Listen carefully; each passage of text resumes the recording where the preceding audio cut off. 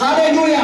ባለውለታዬ ነህ፣ ሞቴን ሞተሃል፣ ቅጣቴን ተቀጥተሃል እንበል እግዚአብሔርን። አለኝ ምስጋና።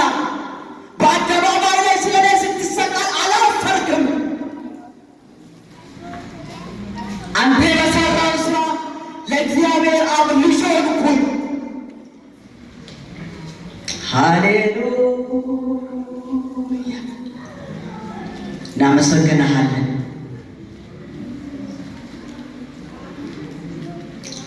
እናከብረሃለን መንፈስ ቅዱስ። አንተ ክብራችን ነህ።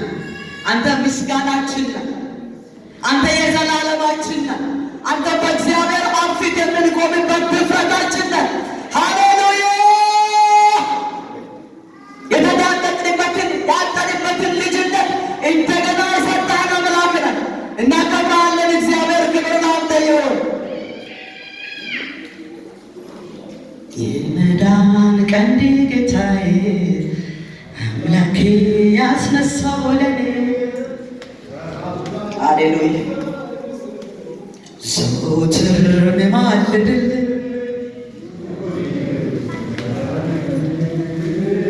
ውዴ የመዳን ቀንድ የመዳን ቀንድ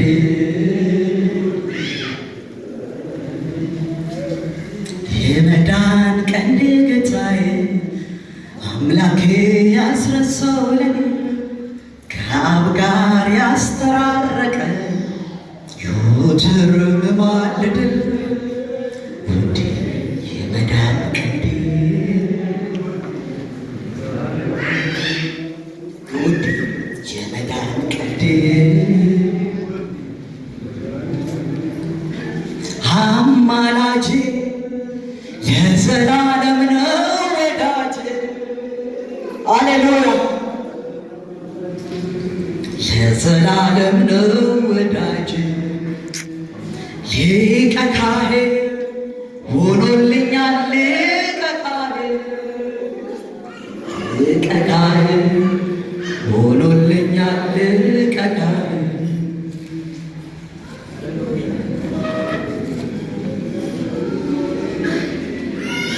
አማላጄ ለዘላለም ነው ወዳጄ አማላጄ የዘላለም ነው ወዳጄ ሊቀ ካህን ሆኖልኛል። ሊቀ ካህን ሊቀ ካህን ሆኖልኛል። ሊቀ ካህን ሃሌሉያ። አምላኬ ያስነሳው ለኔ ከአብ ጋር ያስተራረቀ ዘወትር ምማልድልህ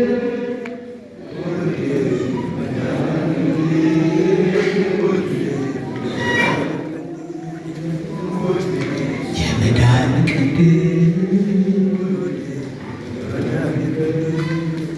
አማላጄ የዘላለም ነው ወዳጄ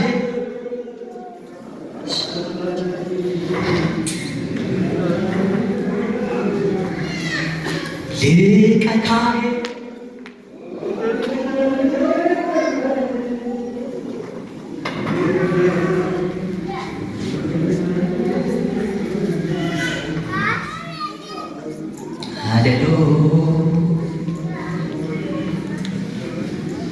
የዘላለም አምላክ እግዚአብሔር ሆይ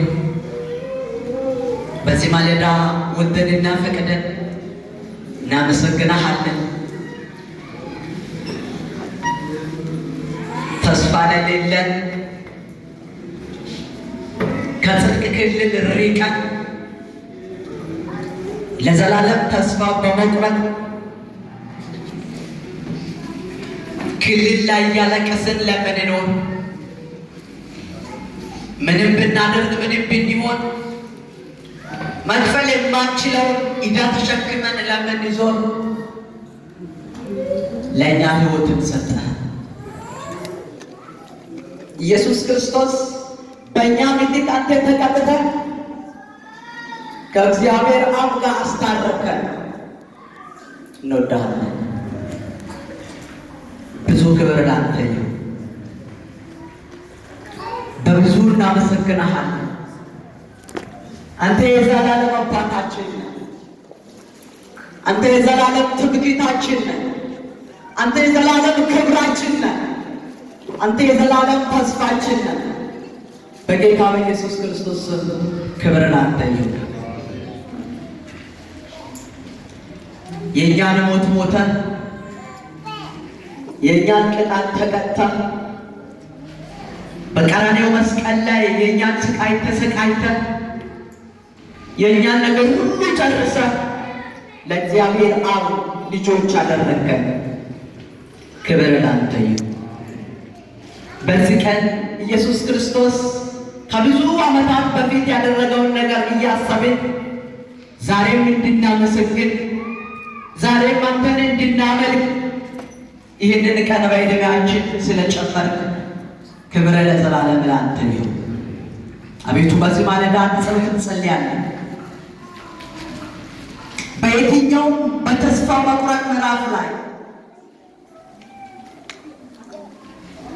ኢየሱስ ክርስቶስ እሞታለሁ በሦስተኛም ቀን እነሳለሁ ብሎ እንደተናገረ ሲሞት ኢየሱስ ክርስቶስን ይከተሉ የነበሩ ሐዋርያት ተስፋ ያደረግነው ጌታ ሞተ ብሎ ጉዞአቸውን ወደ ኤማውስ መንገድ እንደቀጠሉ ዛሬም ሰይጣን ተገላምጦሽ ስብከት በመስበክ እግዚአብሔር ትቶሃል እኮ ተስፋ የለህም እኮ እያለ ነገሮችን በማስረጃ እያስረዳ በየትኛው በሞት ምዕራፍ ላይ ሕዝብ እንዲቆዩ ያደረገው ማንኛውም የሐሰት የክፋት የውሸት ስብከት እግዚአብሔር የዘላለም አምላክ አንተ ለእኛ መልካም ያደረገውን ነገር አንተ ለእኛ ባደረግከው ወንጌል እንዳንረዳ ተስፋ እንደሌላቸው ሰዎች እንድንናገር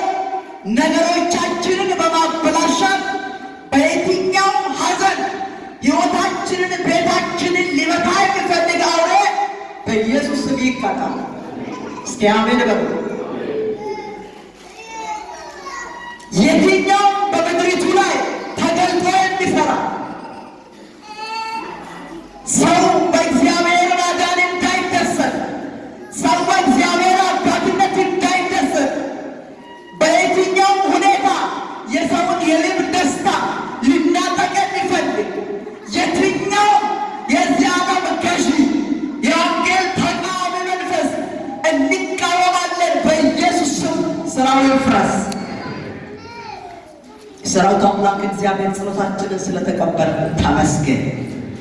በፊት ያለንና ለልባችን የሚረባን በቤት ላይ እንድንቆይ ተመልሰ እስኪትመጣ ድረስ ፊት ላይ በቅድስና በክብር እንድንመላለስ የሚያደርገው ሕያው ቃል እንድትናገረን በኢየሱስ ክርስቶስ ስም እንጸልያለን። ክብር ሁሉ ለአንተ ይሁን በጌታ በኢየሱስ ክርስቶስ ኃያል ስም።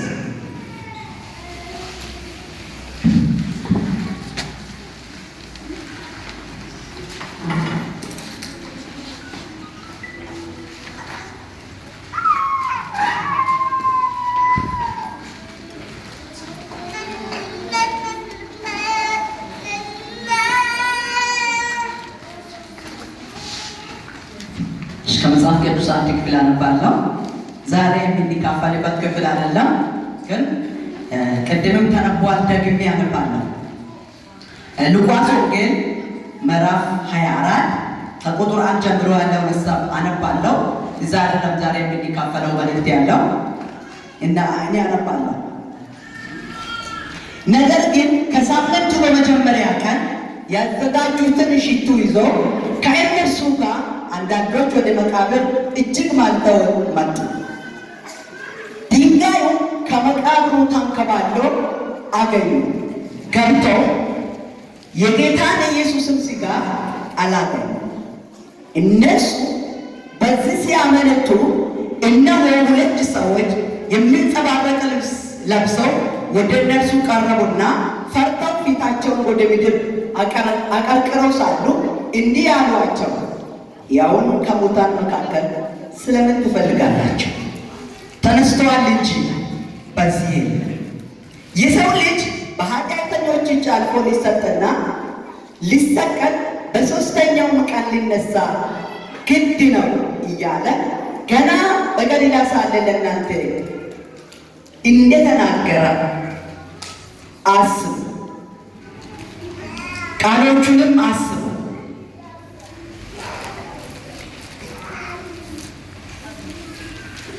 ብሎ ይናገራል። ኢየሱስ ክርስቶስ ተነስቷል። ቀስ ብላችሁ እኔ የማመልከው ኢየሱስ ሞትን ድል አድርጓል በሉ። በደንብ እስኪ አውጥታችሁ እኔ የሚያመልከው ኢየሱስ ሞትን ድል አድርጎ ተነስቷል በሉ። ክብር ለጌታ ለኢየሱስ ይሁን። የምናመልከው ኢየሱስ ሞትን ምን አድርጓል? ሞትን ምን አድርጓል? በዓለም ላይ ለብዙ ነገሮች መድኃኒት አለ ወይም ማስታገሻም አለ። ለሞት ግን አልነበረም፣ የለም፣ አይኖርም። እኛ የምናመልከው ኢየሱስ ሞትን ድል ነስተዋል። እስኪ እጆቻችሁን ወደ ላይ አንሱና የማመልከው ኢየሱስ ሞትን ድል አድርጓል በሉ።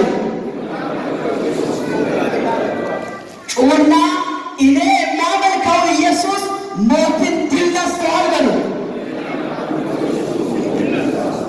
ሃሌሉያ! ኢየሱስ ክርስቶስ ብቻውን ጌታ ነው። ሰይጣንን ግራ አጋባው።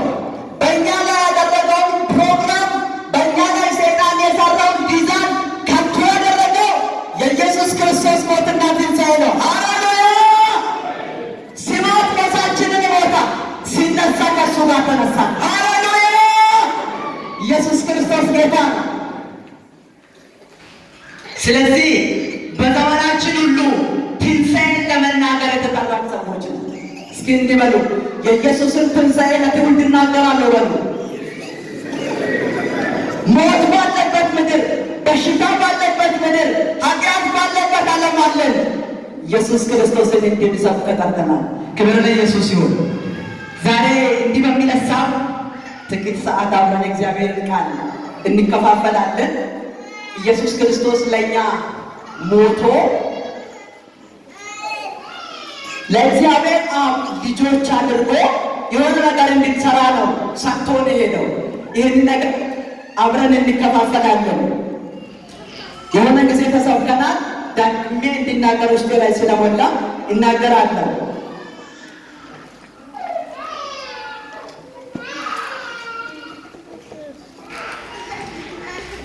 ሮሜ ምዕራፍ 5 ከቁጥር 6 እስከ 11 ያለውን ሀሳብ አነብና እግዚአብሔርን ቃል አብረን እናያለን። ሮሜ ምዕራፍ 5 ከቁጥር 6 እስከ 11 ቃሉን በጌታ በኢየሱስ ክርስቶስ ስም አነባለሁ። ገና ደካሞች ሳለን ክርስቶስ ዘመኑ ሲደርስ ስለ ኃጢአተኞች ሞቷልና፣ ስለ ጻድቅ ሰው የሚሞት በጭንቅ ይገኛልና፣ ስለ ቸር ሰው ግን ሊሞት እንኳ የሚደፍር ምናልባት ይገኝ ይሆናል።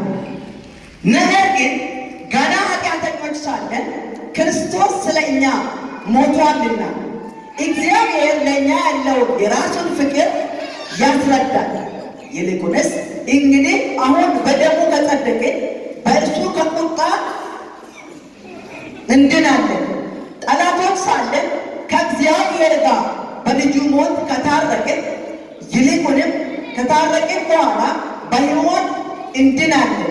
ይህ ብቻ አይደለም፣ ነገር ግን አሁን መታረቅን ባገኘንበት በጌታችን በኢየሱስ ክርስቶስ በኩል በእግዚአብሔር አብ ደግሞ እንመካለን።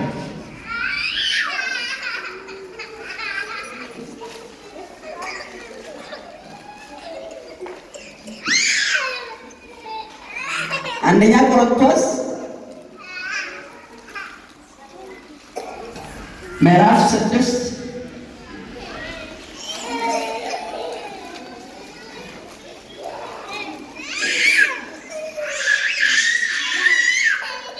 አንደኛ ቆሮንቶስ ምዕራፍ 6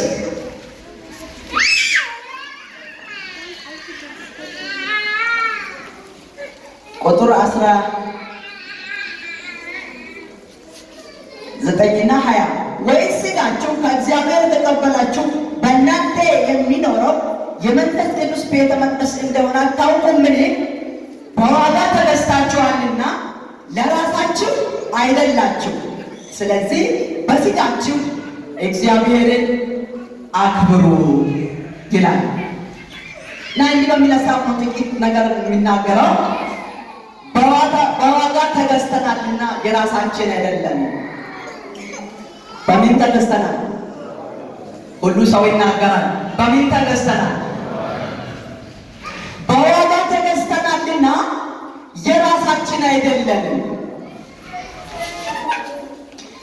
ስለ ሰው ልጅ አፈጣጠር ለሁላችንም አዲስ አይደለም። ሁላችንም የምናውቅበት ታሪክ ነው። እግዚአብሔር ዘፍጥረት መጽሐፍ ላይ ሲናነብ በዓለም ላይ ብዙ የምንደነቃቸውን ነገሮች ይሁን ብሎ ከፈጠረ በኋላ መጽሐፍ ቅዱስ ሲናገር ሰውን እንደ መልካችን እንደ ምሳሌያችን እንፍጠር ብሎ ዘፍጥረት ምዕራፍ 2 ላይ ከዛ በኋላ እግዚአብሔር የሰውን ልጅ በመንፈስ እንደ መልኩ እንደ ምሳሌው ከፈጠረ በኋላ የሕይወትን እስትንፋስ እፍ ብሎ እግዚአብሔር በኤደን ገነት ውስጥ አስቀምጦ አንድ ትእዛዝ ሰጠ። በኤደን ገነት ውስጥ ያለውን ነገር ሁሉ ብሉ፣ ጠጡ፣ ተጠቀሙ ብሎ ግን ይህንን መልካምና ክፉን የምታስታውቀው ዛፍ ግን እንዳትነኩ ብሎ እግዚአብሔር ይህንን ትእዛዝ ሲሰጥ እባብ ወይም ሰይጣን ሔዋንን መጥቶ ስለ ነገሩ ወይም በገነት ውስጥ እግዚአብሔር ምን እንዳለ ሲጠይቅ እግዚአብሔር በገነት ውስጥ ያለውን ነገር ሁሉ ብሉ ብሎናል። ግን ከዚህ ከሕይወት ዛፍ በበላችሁ ቀን ምንም ምን ትሆናላችሁ? ሰው ይናገራል። ሞትን ምን ትሆናላችሁ? ትሞታላችሁ ብሎናል ብላ ይህንን ነገር ስትናገር ሰይጣን እንዲህ አለ፣ አይደለም አትሞቱም፣ እንደ እግዚአብሔር እንደምታውቁ እግዚአብሔር ስለሚያውቅ ነው ብሎ ሲመክር በጣም ሲናገር ሔዋንም አየች፣ ጎመጀች፣ ወስዳም በላች፣ ለባሏም ሰጣች ይላል። ከዛ በኋላ ይህንን የእግዚአብሔርን ትእዛዝ ሲተላለፉ በጣም ሲናገር ዓይኖቻቸው ተከፈተ፣ ራቁታቸውንም እንደሆኑ አዩ ይላል። ዘፍጥረት ምዕራፍ 3 ላይ እግዚአብሔር ከእንደገና ምናት ነው እንደገና መጣና አዳም ወዴት ነህ ብሎ ሲል እንዲህ አለ፣ በገነት ድምፅህን ስለሰማሁ ራቁቴንም ስለሆንኩ ሸሸሁ። አጠገባችሁ ያለው ሰው ነካ አድርጉና እግዚአብሔር አንተ የኔ ነህ፣ ምን እያደረግህ ይላል፣ ምን እያደረግሽ ነሽ ይልሻል፣ ይልሃል ተባባሉ።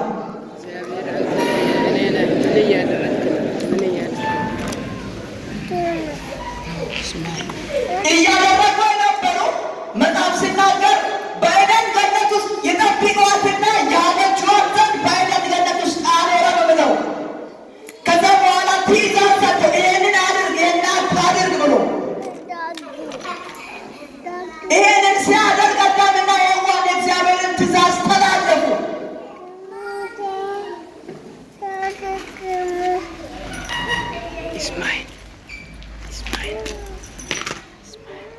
የእግዚአብሔርን ትእዛዝ ሲተላለፉ መንፈሳዊ ራቁትነት፣ መንፈሳዊ ሞት ከእግዚአብሔር ሕልውና ውጪ መሆን መጣ።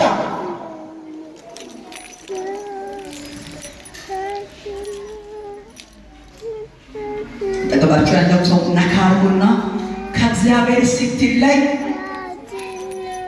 ነካ አድርጉና የሚላችሁን ተናገሩ። ከእግዚአብሔር ስትለይ አያምርብህም በሉ። ኢየሱስን ስትተው አያምርብህም በሉ። በእግዚአብሔር ሕልውና በነበሩ ጊዜ እንደነበሩ አይደለም። ራቁትነት ተሰማቸው። የእግዚአብሔርን ሕልውና ለምነው ነበር። ይሄ እግዚአብሔር ሕልውና ቤታቸውን ስለ ሕይወታቸውን ስለ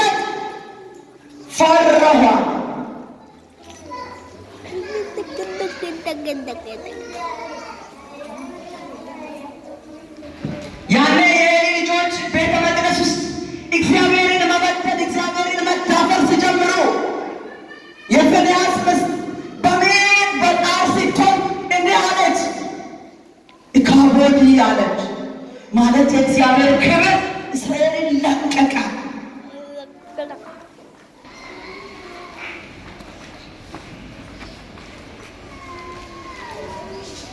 ኤሊና ትውልዱ ኤሊና ሐረጉ አገልግሎታቸው፣ ሕይወታቸው፣ ጥሪያቸው፣ በምድር መቆያታቸው፣ እድል ፋንታቸው እግዚአብሔርን ማገልገል፣ ለእግዚአብሔር ሀሳብ መኖር ነበር። እነሱ ግን ፈቀቅ አሉ። አንድ እውነት ልንገራችሁ፣ ክርስቲያን የሚያምረው ምን ሲሆን ሲትም ካላችሁ መልካም ነገር ሲሰራ። እስኪ እንበሉ በዋጋ ተገዝቻለሁ የራሴ አይደለም በሉ። እንዲሁ ዋጋ ከፍሎ የሰራውን ሰው እግዚአብሔርን በመተላለፉ ምክንያት እግዚአብሔር አጥቶ እንደገና በሌላ መጣ። ኢየሱስ ክርስቶስ ከሚመለክበት አምላክ ሆኖ ከከበረበት የሰውን ሥጋ ለብሶ መጽሐፍ ምንድን ነው የሚናገረው?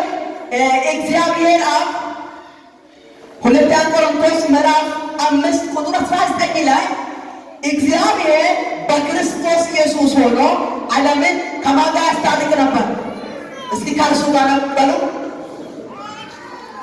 ሰውን እግዚአብሔር አድርጉ ይሄንን አታድርጉ ያለውን ነገር ሰው እግዚአብሔርን ሲበድል እንደገና በክርስቶስ ኢየሱስ ሆኖ መጣ።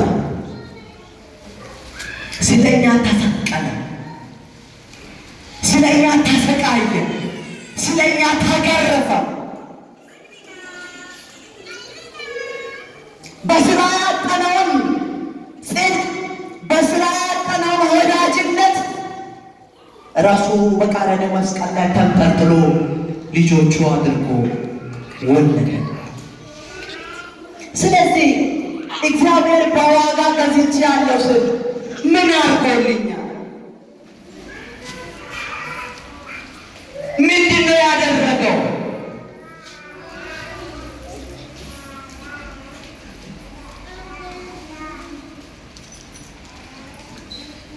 የኢየሱስ ክርስቶስ ደም ስለኛ ፈሷል።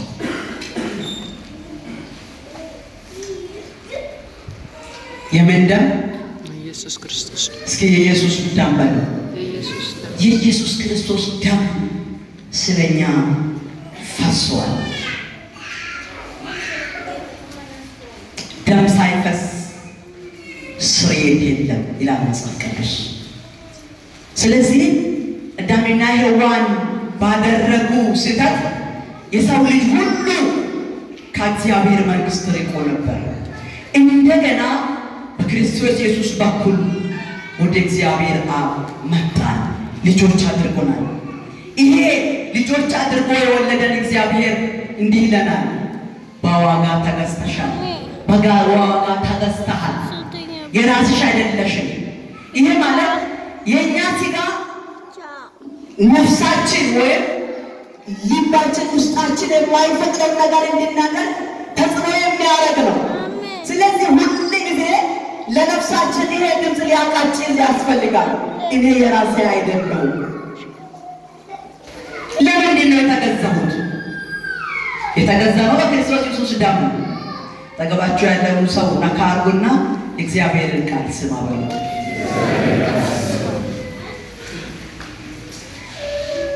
ልጁን ኢየሱስ ክርስቶስን አሳልፎ በመስጠት ዋጋ የከፈለን ጌታ ለምንድን ነው በምድር ላይ አንቱ ተብለን ወይም ባለዝና ሆነን ወይም ትልቅ ሀብታም ሰዎች ሆነን እንድንኖር ነው ወይም ተጨብጭቦልን የሆነ ነገር ሆነን እንድንኖር ነው ክርስቲያን የሆነው? ወይም ጌታ ኢየሱስ ክርስቶስን እግዚአብሔር አብ አሳልፎ በመስጠት የገዛ ካልን በኃጢአት ያጠናውን የዘላለምን ሕይወት ለመውረስ ነው። ራዕይ 7:14-17 እግዚአብሔር ልጁን በመስጠት የገዛን ለምንድን ነው ከተባለ በኃጢአት ምክንያት ያጠነውን የዘላለምን መንግሥት ሊያስወርሰን ነው። ሌላ በዋጋ የገዛ ነው። እግዚአብሔር እኛን በዋጋ የገዛን ለምንድን ነው ካላችሁ እሱ አባታችን ሊሆን፣ እሱ ምን ሊሆን? እስኪ አባት አለኝ በሉ። ሁሉ ሰው ይናገራል። አባት አለኝ በሉ።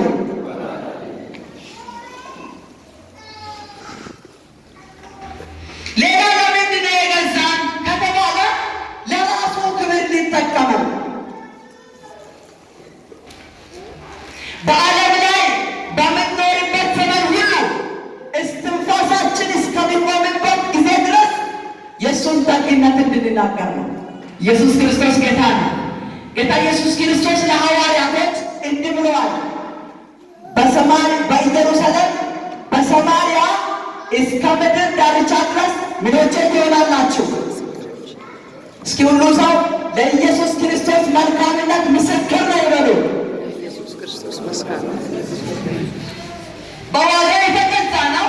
የእግዚአብሔርን ደግነት እንድንናገር ነው። ተስፋ ለሌላት ዓለም፣ በሞት ለተዋጠችው ዓለም፣ በቀንበር ስር ለወደቀችው ዓለም የእግዚአብሔርን ማዳን በመናገር ትውልድን እንድናስጥል፣ ትውልድን ወደ እግዚአብሔር መንግሥት እንድንጠራ ነው።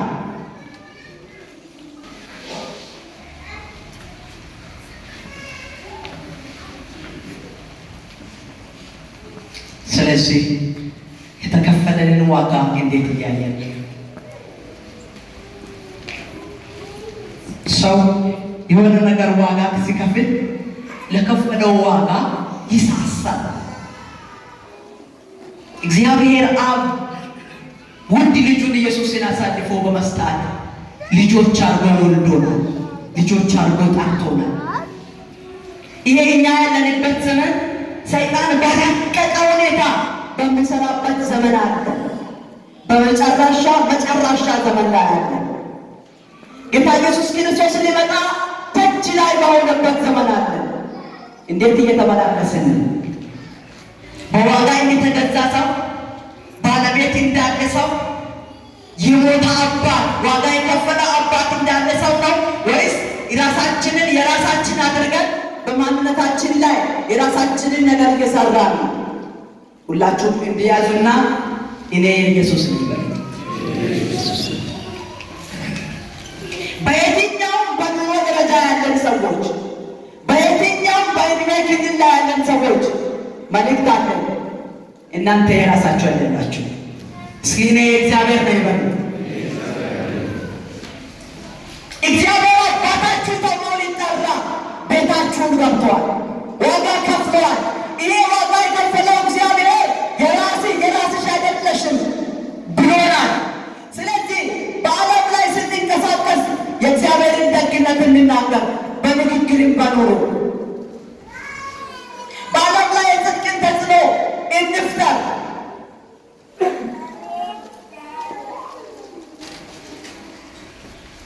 ኖህ በነበረበት ዘመን ክፋት ምድሪቱን ባናወጣ ዘመን ነበር እሱ የነበረው። ግን መጽሐፍ ሲናገር ምንድን ነው ብለው በጽድቁ ዓለምን ምን ያደረገ ኮነና ይላል። ዛሬ ቤተ ክርስቲያን የእግዚአብሔር ናት። አሻራዋን እንድታሳርፍ እግዚአብሔር ይፈልጋል። የኢየሱስ ክርስቶስን መልክ እግዚአብሔር በእኛ ላይ እንዲያይ ይፈልጋል። የራሳችን አይደለም። በንግግራችን፣ በኑሯችን፣ በእንቅስቃሴያችን ሁሉ ወንጌልን እንድንሰራ እግዚአብሔር ይርዳል። ጩኹና ኢየሱስ ይመጣል በሉ። ሞትን ድል አድርጎ ሞትን አሸንፎ ወደ ላይ ያደረገው ኢየሱስ ተመልሶ ይመጣል። ስለዚህ ሊወስደን ሲመጣ የማያፍርብን ሰዎች እንሁን። እግዚአብሔር ኢየሱስ ክርስቶስ ከ2000 ዓመት በፊት ያደረገውን ነገር ለመታሰቢያ ለማድረግ በተሰበሰብንበት ሰዓት አንድ ነገር እያለም ነው። በልጁ ሞት ገዝቻችኋለሁ፣ የራሳችሁ አይደላችሁ። ከዚህ በኋላ በሥጋችሁ፣ በማንነታችሁ፣ በትዳራችሁ፣ በዕድሜያችሁ አክብሩኝ ብሏል። እሺ ካላችሁ እስኪ አሜን በሉ። የራሳችን አይደለም። አንተ የራሴ አይደለም፣ አንቺ የራስሽ አይደለም። የራሳችን አይደለም። ቤተ ክርስቲያን ባለቤት አላት። ደግማለሁ፣ ቤተ ክርስቲያን ምን አላት? ባለቤት አላት። እስኪ ነይ የኢየሱስ ነኝ በሉ።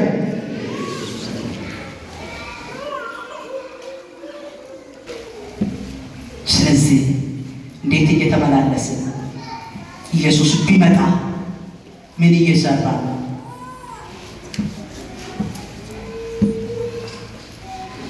ኢየሱስ ክርስቶስ ብዙ ዋጋ ከፍሎ ተሰቅሎ ሄዷል። ተመልሶ ሲመጣ በክብር ይመጣል። የወጉት ያዩት አዳም መጽሐፍ ቅዱስ።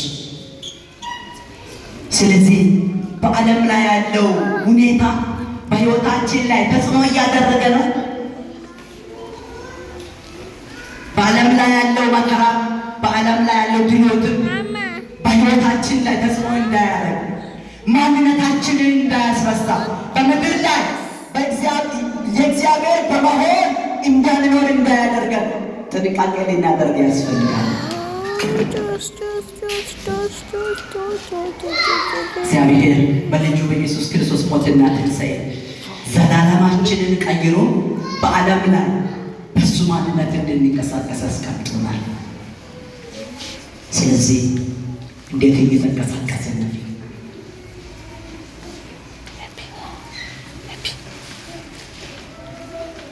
እግዚአብሔር አባታችን ለመሆን ጠርቶናል። በኃጢአት ያጠነውን የዘላለምን ሕይወት የዘላለምን መንግሥት ሊሰጠን ጠርቶናል። ለክብሩ ሊጠቀመን መልእክት እንድናደርስ ጠርቶናል። ምን እያደረግን?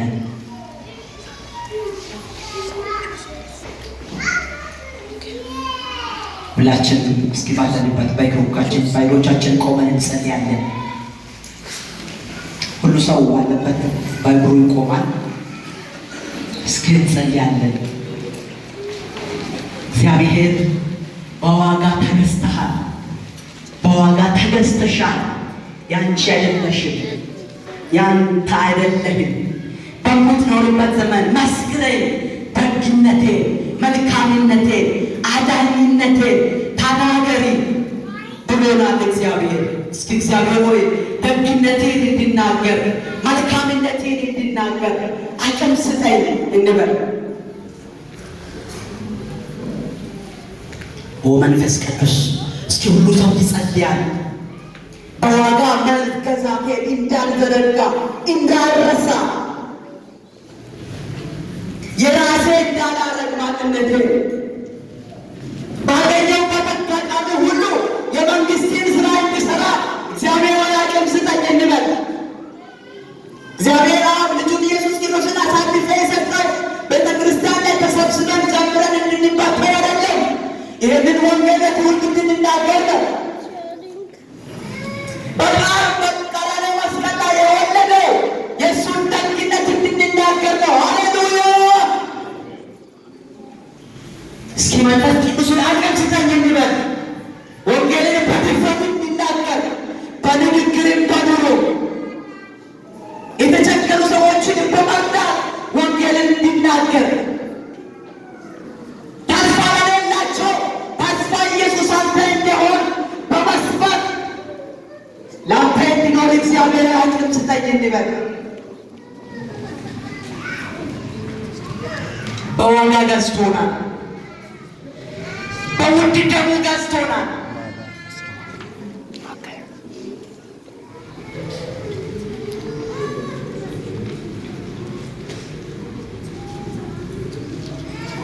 በጸሎት መንፈስ እያለን ዲያቆናት ወደፊት ይመጣሉ። ዛሬ ስጦታ የምንሰራበት ቀን ነው እና በዋጋ የገዛንን ጌታ ሁላችንም እያሰብን ካለን ነገር ደግሞ ለእግዚአብሔር መንግሥት ለማካፈል በልባችን ፈቃደኞች እየሆንን በቃ እኔ ራሴን ሰጥቻለሁ፣ እኔ ያንተ ነኝ፣ የኔን ነገር ደግሞ ለመንግሥት ስራ ሰጣለሁ። ሰው ራሱን ከሰጠ ለእግዚአብሔር ቁስቁስዋዊ ነገር መስጣት ከባድ አይደለም። ዘመኔን ሰጥቼአለሁ፣ ዕድሜን ሰጥቼአለሁ፣ አገልግሎቴን ሰጥቼአለሁ። ስለዚህ ያለኝን በመስጣት እንዲያገለግል ደግሞ አቅም ስጠኝ ያለን በልባችን ለእግዚአብሔር መንግሥት አገልግሎት የሚውለውን አስራት መባችንን እያዘጋጀን ሁላችንም እንጸልያለን።